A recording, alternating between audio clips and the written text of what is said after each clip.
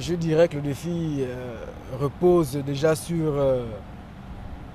une meilleure gestion des deniers publics. Nous avons des objectifs qui sont de devenir des pays émergents. Et pour relever ces défis, nous devons vraiment tenir compte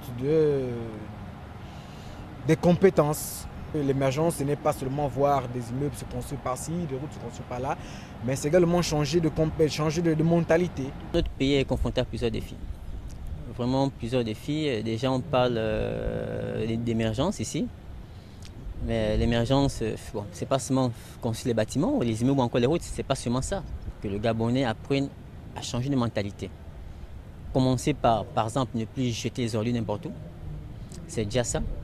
Commencer à ne pas détourner les fonds publics, c'est déjà ça. Nous sommes confrontés à un défi qui est l'émergence à l'horizon 2025. Pour cela, déjà, le chef de l'État, à travers sa politique, tente de mobiliser le maximum de Gabonais à l'accompagner dans cette initiative, dans ce processus de développement qui est l'émergence à l'horizon 2025.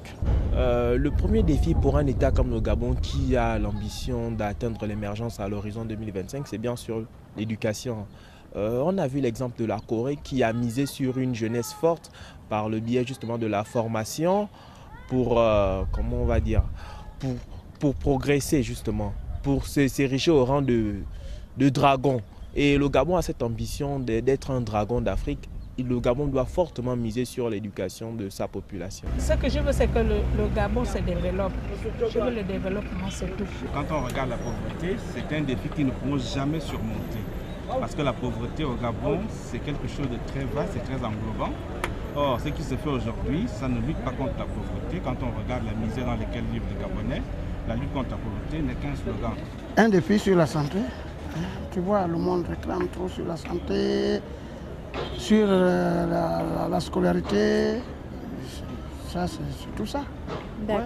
Et puis, le logement tu vois, l'homme gabonais,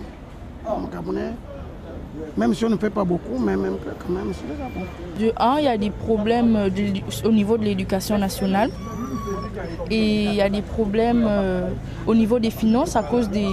Bon, j'ai des parents enseignants aussi. Ils ont souvent des problèmes sur la PIF et le reste en fait, sur les finances en fait. Des problèmes, pas plus tard que, je crois, 100 ou 200 mètres, vous allez voir des étudiants qui sont à la Seine-Marie, qui font grève. Vous allez voir les agents de la CNSS. Il faut dire qu'il y a des problèmes.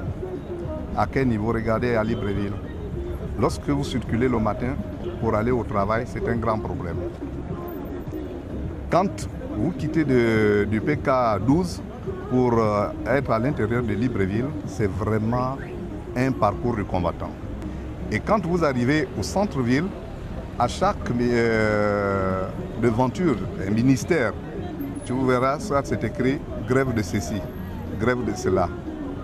On peut supposer qu'il y a réellement des problèmes parce que les gens ne peuvent pas se mettre comme ça et en disant qu'ils vont déclencher un mouvement de grève s'il n'y a pas de problème. Donc il y en a tellement qu'il faut quand même essayer de faire peut-être un effort à ce niveau. Nous sommes encore confrontés au problème de logement parce qu'il faut dire que les Gabonais sont vraiment très mal logés.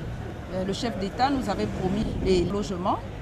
Il faut lui laisser le temps de travailler. Il y a un problème de logement et puis il faut dire qu'on peut encore dire qu'il y a trop de pauvreté au Gabon. Il y a trop de bas quartiers, il y a des gens qui souffrent.